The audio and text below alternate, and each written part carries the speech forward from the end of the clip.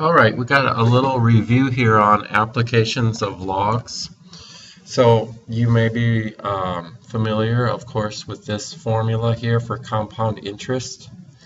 So to use the formula, simply plug in the numbers from the problem. If you'll remember, the A stands for what we end up with. P stands for what we started with, the principal. R is the rate, and remember that needs to be a decimal. N is the number of times it's compounded or calculated in each year. So remember, like monthly, so that would be 12 times in a year. T stands for the number of years.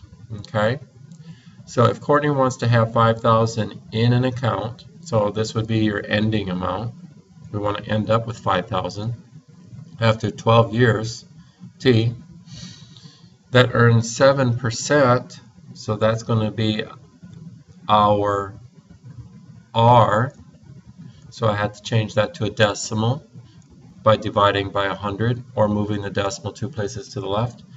And it's compounded quarterly. So there's 4 quarters in a year. How much will she have to invest initially? So we're looking for P. So we just plug the numbers in.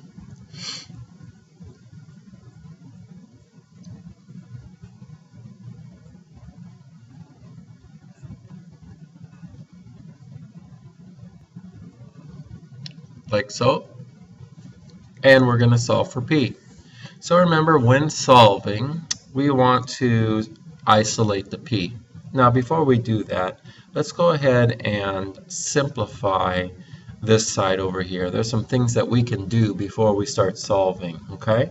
So right off the bat, we have this parentheses here, so we're going to plug this in. So 1 plus 0.07 divided by 4. So in here we get this amount is going to be 1.0175. Okay, so that's what this amount is. And that's going to be raised to the 48th power. So raising this number to the 48th power, and we get, so we're going to end up with 5,000, 2.29. And remember, the more decimals you use, the more accurate your answer will be. And dividing both sides by that number, that means the same as what's above it. So dividing by that number on both sides, so I'm going to go ahead and take 5,000. And if I divide that by this previous answer, if I just press second, and you see the ANS here, so that's going to be our previous answer. So that ANS is this number right here. So dividing that.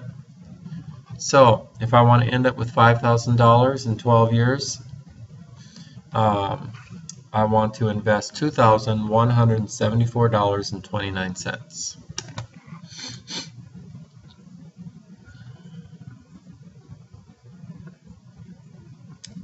And not to forget my label, because this is dollars. Number 2, suppose Heather has $2,000 to invest in account.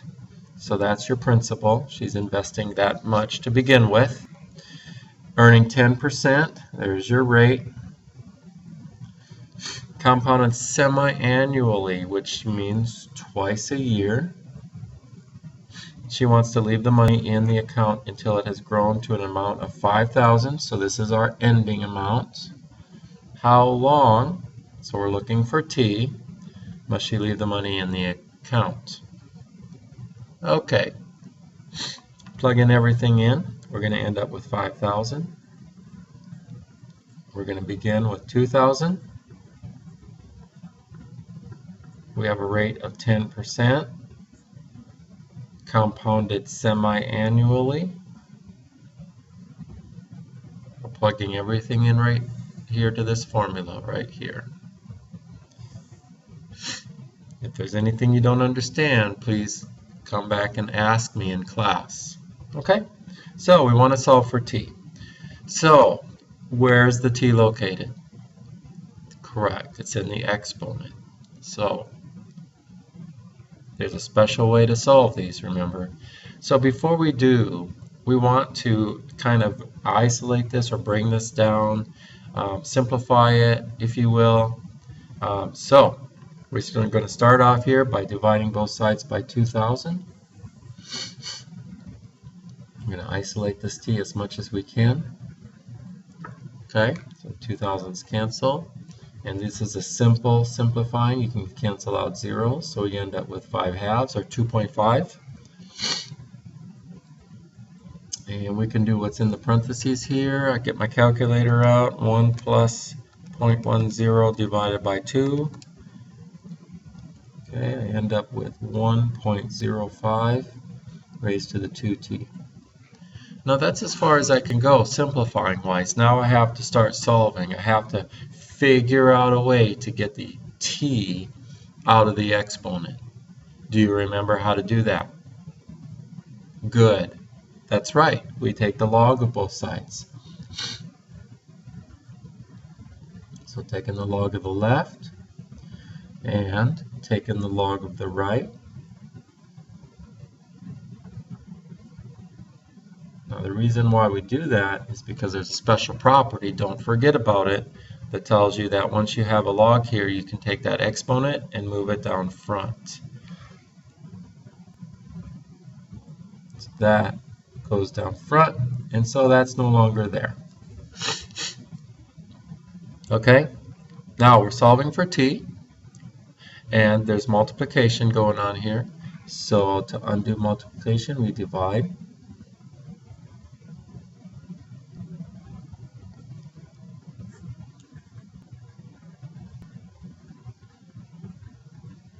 And 2's cancels, the logs cancel, leaving us with t, and I have a feeling we're going to get a decimal here. So let's go 3 decimal, well, it's money, no, it's time. Let's go 1 decimal place for time, 1 decimal place. So we got the log of 2.5 divided by, now since I have 2 things down here, I always like to just be sure and make sure that it's done right. So I like to put it both in parentheses. So 2 log, just like that. See how I put that whole denominator in parentheses? All right. So 9.4 years.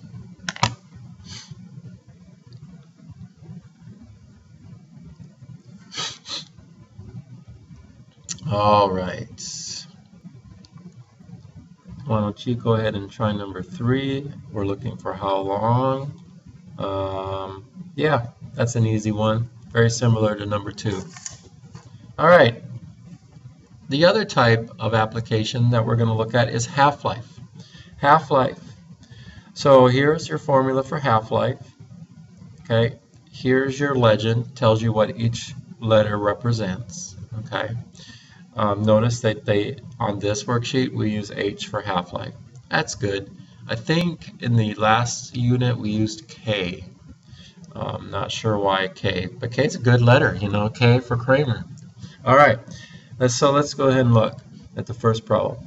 The half-life of the sulfur-35 isotope is 87.1 days. All right, so when it tells you that the half-life is something, then obviously this something is your half-life. Make sense? It says how much of a 2-gram sample will remain after 100 days. Okay, so we have a 2-gram sample, so obviously that's how much we're the original amount. We're starting off with 2 grams, so that's N sub 0 or N sub O. I think N sub 0. 0 is used a lot for original amount, okay? And we want to know is how much sample will remain. So we're looking for, it says remaining. So we're looking for N after 100 days. So T is elapsed time. Now in this formula, T does not have to be years, okay? It can be any measure of time. So in this case, it's days. Alright, let's plug everything in. So we're looking for n. We know n sub 0. Half-life, so notice our base is a half. We have a decay. T, 100. Half-life, 87.1. Alright, now, common mistake that I keep seeing, and please pay attention. Can't multiply here. No, no, no.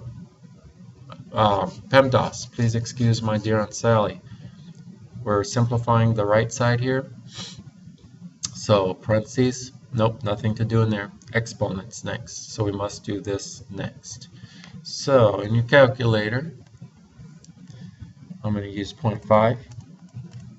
Okay, raise 2, and then it's 100 divided by 87.1. Okay, times 2. So, and think, does this make sense? We started off with 2 grams, and it's decaying. So our answer needs to be less than 2. And yes, that's less than 2. So we're going to end up with, and let's go ahead and use 3 decimal places on this. And don't forget your label. So we have 902 thousandths of a gram remaining after 100 days. Makes sense. You know why? We should have half of this amount in 87.1 days. Half of this amount is 1. 87.1 days. We're at 100 days. So we should be under 1. And we are. Makes sense. Okay. Let's take a look at number 5. One isotope of chromium has a half-life of 23. How long? So we're looking for T. Does it take for a 50 gram original amount to decay to 40 gram ending amount? Plugging everything in.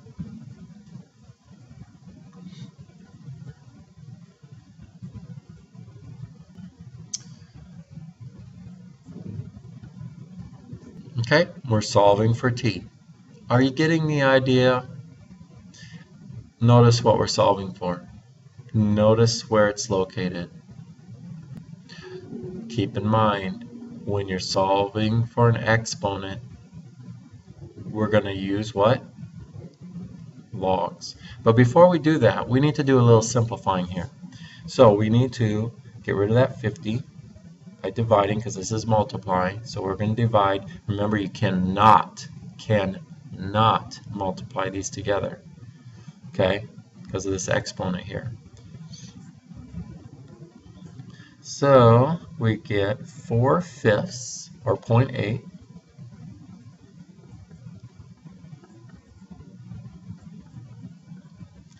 Okay, now we can't do anything more. So at this point we can start doing our logarithms. So we're going to take the log on both sides.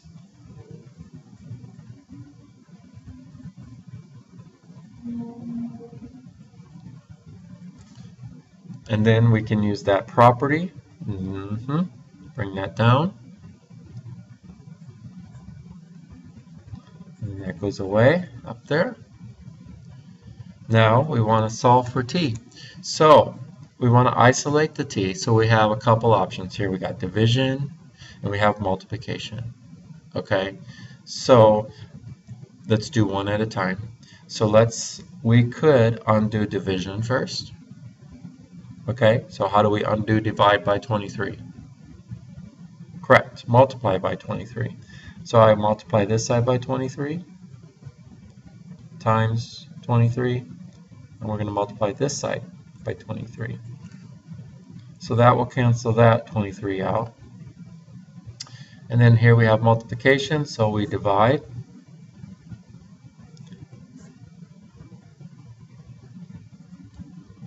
So that cancels that out. So that leaves me with T. And let's see